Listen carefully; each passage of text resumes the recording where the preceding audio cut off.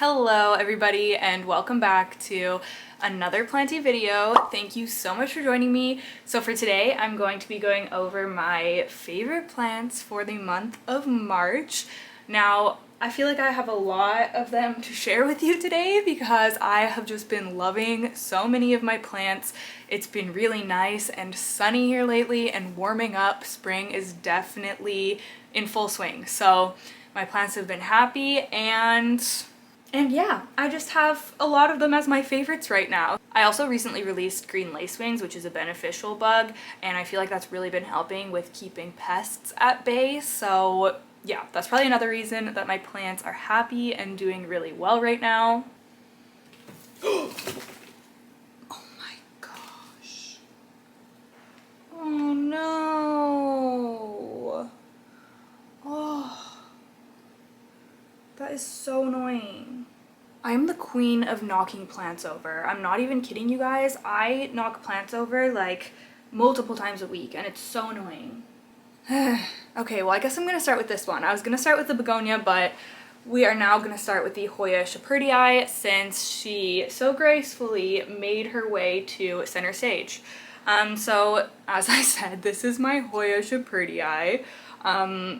Some people call this the green bean Hoya because obviously the leaves look very green bean-esque. Now this Hoya seems to always do the most for me in springtime, so I've just been appreciating it so much lately because not only did it bloom for me, I actually had 2 blooms. They've pretty much died off. I was hoping they would hang on in time for me to film this video. But no, unfortunately they dried off. There is 2 flowers still on this one right there. So you can see they're just like cute little white flowers. But I love the way that this Hoya looks so much and I'm really excited that mine is starting to fill out more. I'm getting tons of, oh man, there's the white sap on there from the vine that broke off.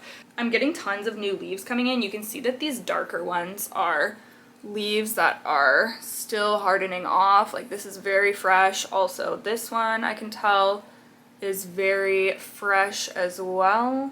There we go. It looks like there's even, yeah, there's a baby one coming in right up there.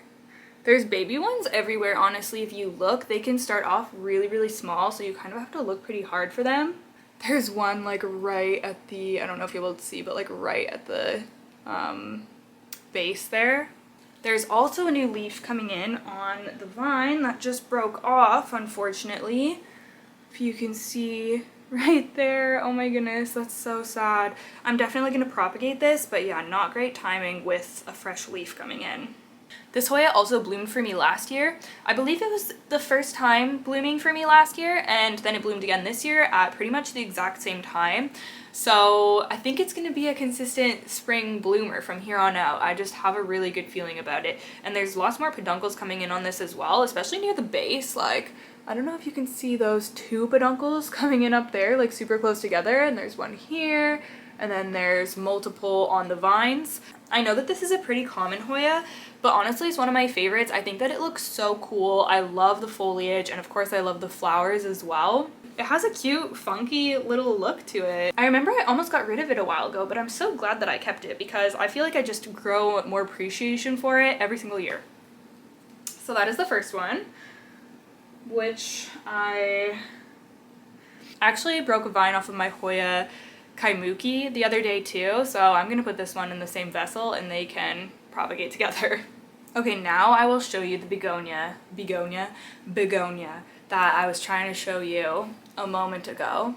So this is my Begonia thurstonii, and she is looking honestly the best she's ever looked. And I cut her up a couple of months ago. I like completely chopped her back and removed, she had a lot of leaves that just weren't looking great, mostly from my underwatering. She's actually not in what I would say is the proper soil mix for this plant. She's in like kind of my regular chunky aroid mix, and I want to switch her over to something a little bit more dense that has a little bit more water retention because that's just going to be so much better for Begonia, so I need to switch her to that.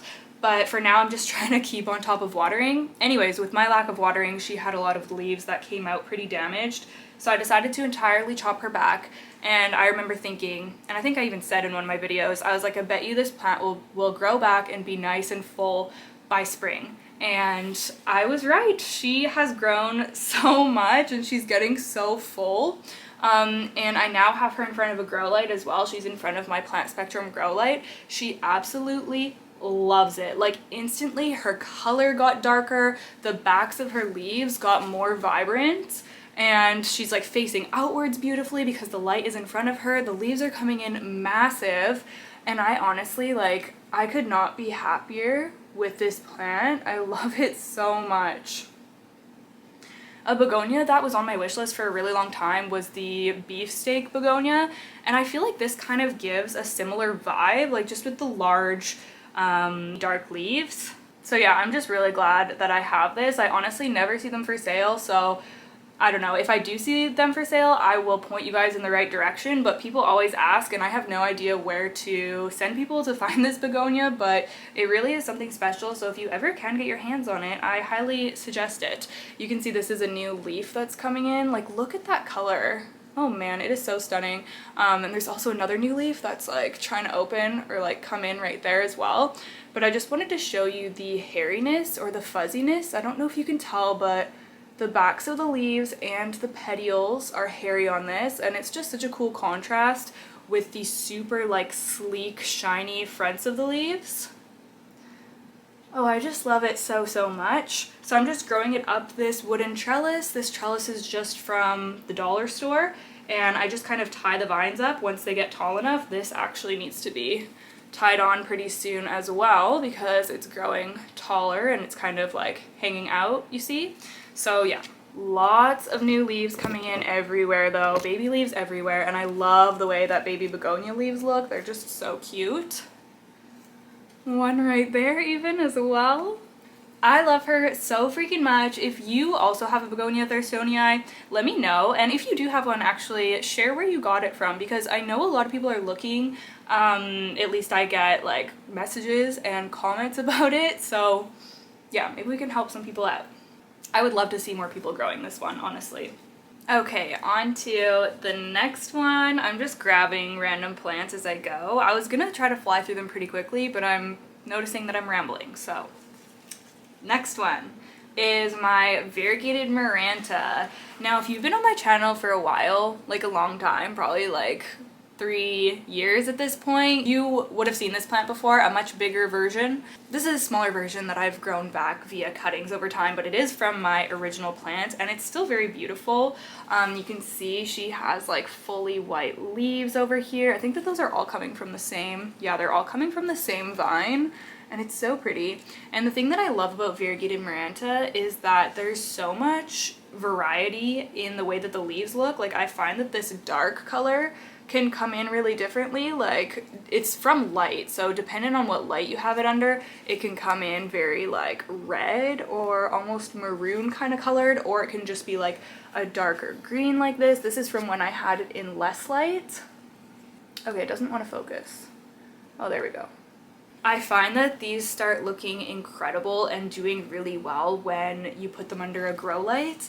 And I feel like people often want to put Maranta in a darker spot, and it will do okay, but the variegation just won't be up to its fullest potential, you know?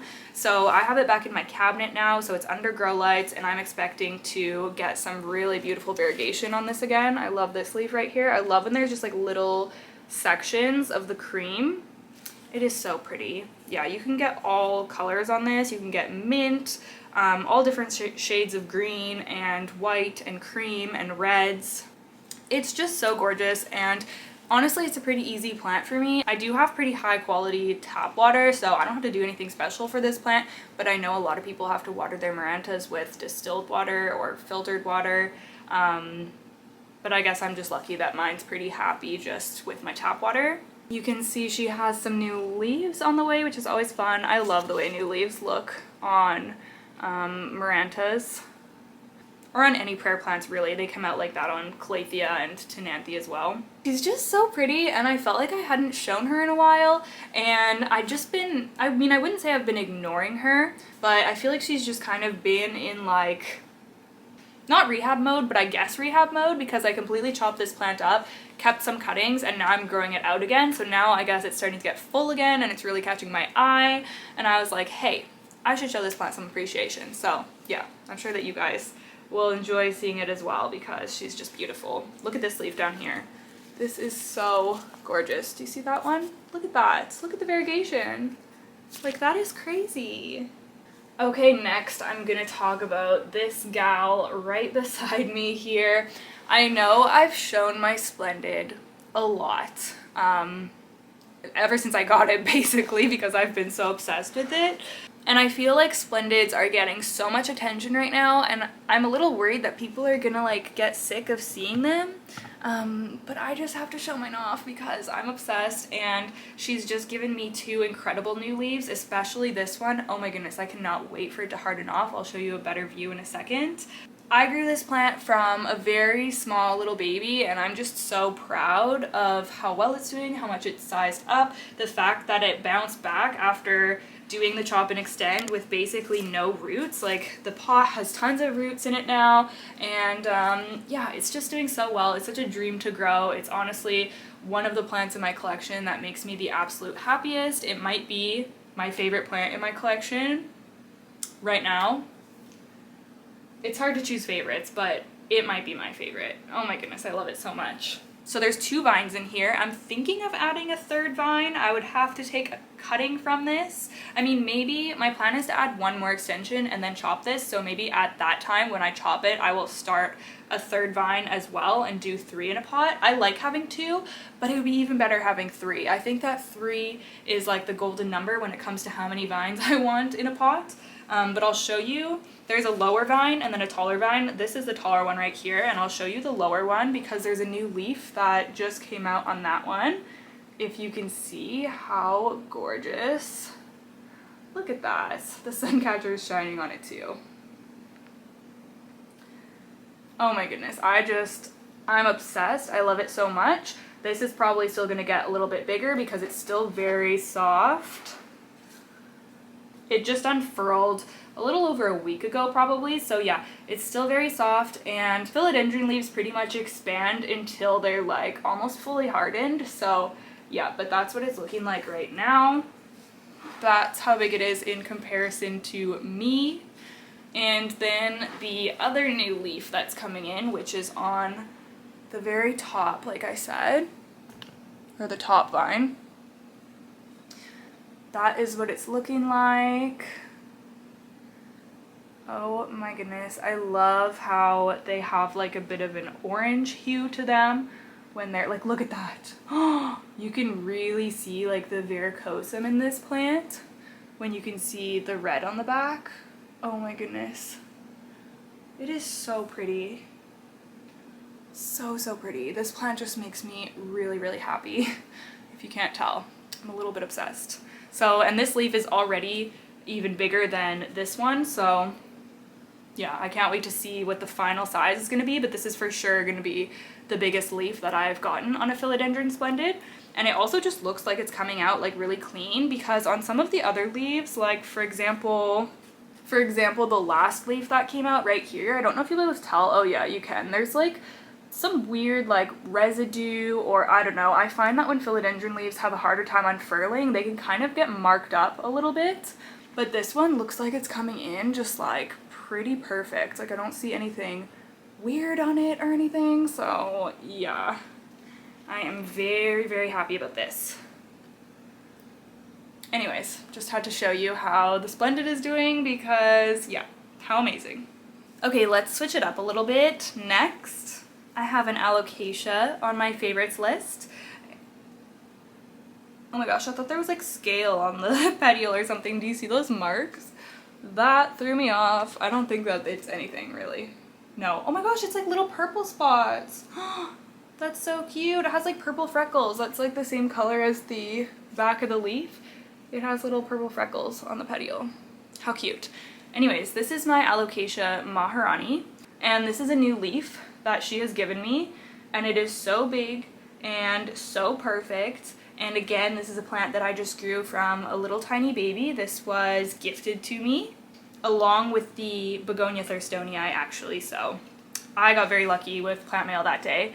But yeah, I've been growing this plant for a while and I'm just falling so in love with it. The texture on this one is just so out of this world, like, oh my goodness, it's so beautiful, and I was so excited when it gave me this new leaf. This one looks like it's on its way out, obviously, but I'm not too concerned. It is gonna need an up pot. You can see there's a lot of roots in the pot.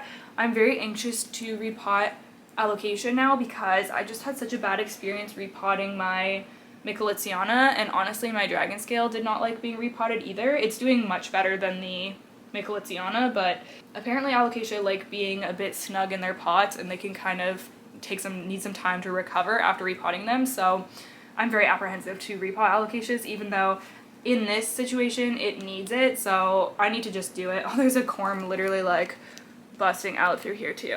That's good to know. I can grow corm as well. How fun. Anyways, I've just been loving this one so much lately. I'm really into Alocasias. One of my friends actually gifted me a few corms the other day as well, so I'm gonna have some new Alocasias in my collection, hopefully, eventually. And yeah, I don't know, I'm really into them, but I do find them to be some of the more difficult plants to grow in my collection, just in the sense that when something's wrong, I find it really hard to troubleshoot and figure out what I need to do. And also they can just be really slow growing. So I'm hoping that as we get more into the growing season, my Alocasia will take off and give me some more new leaves, because for example, like my Cupria has not given me a new leaf in months. I don't even remember when the last leaf came in, so yeah, that's part of the reason I was so happy to see this one growing, because I was like, okay, like we have a new Alocasia leaf. That is great news. Now, if my Jacqueline would give me a leaf as well, I would be very happy, because that one is very slow growing too. Okay, and then I have 3 philodendron left. I didn't realize how many philodendron I had on this list, but I'm a philodendron girly, so what can I say? We'll start off with this one. This is just a quick one because I've shown this one a lot recently as well. But this is my Philodendron gigas. We cut this up, I think, in a plant chores video, and I put some of the cuttings in here and restarted them on a moss pole because it had outgrown the last moss pole, and it's gotten itself established again, and it's just unfurled that beautiful leaf right there. And I love Philodendron gigas new leaves because they come in with this beautiful coppery orange tone, and it's just so pretty, especially in contrast to the beautiful dark foliage that it eventually hardens off into. It's just such a pretty plant. I honestly don't know why Philodendron gigas isn't as popular as some of the other velvet philodendron, because I think it's just so beautiful. This is the last leaf it gave as well, which is like relatively new, which looks really nice. But yeah, I feel like it's so beautiful. It's pretty easy to grow in my experience. Like mine has always been a good grower, except for that one time it didn't grow for like several months. But after that, it put out like 1 million growth points and shot out a bunch of new leaves, and then I cut it up. But yeah, it's just such a great plant. I'll probably extend the pole pretty soon. I actually did my first extension with this style of pole the other day, and it went really well. I'm excited to keep using these clear closed back poles. I really love them. So yeah, my plants love them too. Like you can see there's a lot of roots in here already as well, which is very lovely. Anyways, Philodendron gigas, such a little cutie. Okay, and then next we have my Philodendron glorious right here, who, oh my goodness, she's looking so stunning. Look at her. Look at her. Are you kidding me? So if you're wondering why she looks different, it's because I recently air layered my bigger glorious, chopped it once it rooted, and then I potted those cuttings into here in a Patreon video, and I also added this thickly moss pole, as you can see. And I think that this just looks so good because I obviously chose my favorite leaves for air layering, and then I cut them. There was one that didn't have a ton of leaves. I think it might be this leaf, or a ton of roots, I mean. I think it might be this one, and I decided to just pop it in here anyways to see what would happen, because my Splendid did fine with like barely having any roots and just like potting it up on a moss pole. Anyways, I've just been loving this one so much because it just looks so much better in my opinion. My other Glorious was really full, but it would get neglected a lot and it had a lot of ripped leaves and it was just kind of like crazy looking, like it was more like a little bush. But this one just looks like so sleek and beautiful on this moss pole, and I can appreciate every single leaf that is on here. It is just so gorgeous and it's been making me so happy. I have this up on my shelf in my bedroom now, and every time I look at it I'm just like, yes, like you look so good. So you can see where I've kind of attached it to the moss pole, and there is a new leaf that is emerging on one of the vines. I'm not sure how well it's gonna come out just because that leaf was just kind of coming out at a bad time when I needed to chop this and repot it, but we'll see what happens. I have high hopes for this plant, and yeah, I just wanted to give you a little update on how she's looking because I'm just really happy with how this came out. And in that same video that I did this in, I also extended the thickly pole on my Philodendron Majestic, so now my Majestic has so much space to grow up, and oh my goodness, I'm so excited for that and it looks so good. I'm really happy with how much my Philodendron are sizing up lately. Okay, I just got very distracted with taking photos of my Begonia thurstonii because it just looks so good where it's sitting right now, but we're back and wow, the rainbows are full force. Okay, so moving on to the last plant, which is, of course, another philodendron, like I said. It is my philodendron mamei, and this is a plant that I didn't think was ever going to make it to my favorites list because it always looked, well, kind of like this.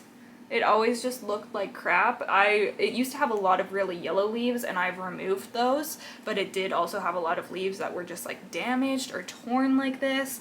And that is because this plant was constantly battling spider mites. Like, I'm serious, you guys. I would treat it and think that they're gone, and then the next time I look at it, it's covered in spider mites again, even living in cabinet conditions. So now, like I said, I got those lace wings, and I think that they're really helping. And because it's doing relatively well right now, it was finally able to give me a beautiful leaf. And that's this leaf. So this is the newest one. It's probably a couple weeks. It's been like probably 2 or 3 weeks since this is unfurled now, and I can't stop looking at it. It shows me the potential that this plant has, and I can really see this becoming one of my all-time favorites if it continues to grow well for me. Like, this is one that I think is worth the battle of spider mites because it's just so pretty. This one's pretty too, but it's obviously not as big as the other one. I'm really hoping it's just going to keep up growing well for me. As you can see, this one is a crawler. So she's crawling across her little terracotta pot right there. Y'all know my love for silver plants, so as soon as I started seeing just how beautiful these silver markings are, they kind of remind me of the mamei, actually, just like the pattern of it and like the tone and the sheen and everything. I wish you could see it in the sun right now, but it's very sparkly, which the Philodendron Majestic is really sparkly in the sun as well. So yeah, they're the same kind of vibe, honestly. And I love the Majestic so much. It's one of my all-time top favorite philodendron. So yeah, of course I love this one because it's a similar thing. Now, last time I showed this plant, I was mentioning how it does have the ruffled petiole. If you can see right there, it's clearly getting some ruffles on it.